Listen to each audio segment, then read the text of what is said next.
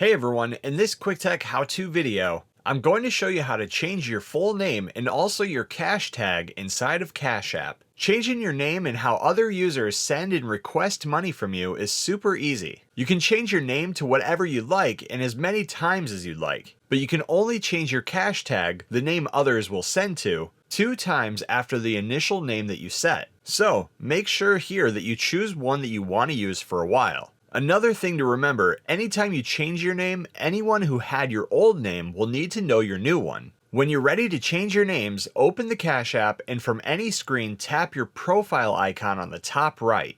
Once you're on your profile page, select Personal. We'll start by changing our full name at the top. Tap your name and then edit or change to what you want it to be. When you're finished, tap Done. Now when I head back to my profile page, you can see that my name has been updated.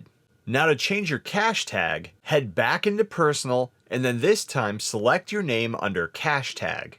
Enter the new tag that you want and make sure that it's available. If the tag is already taken, it'll let you know.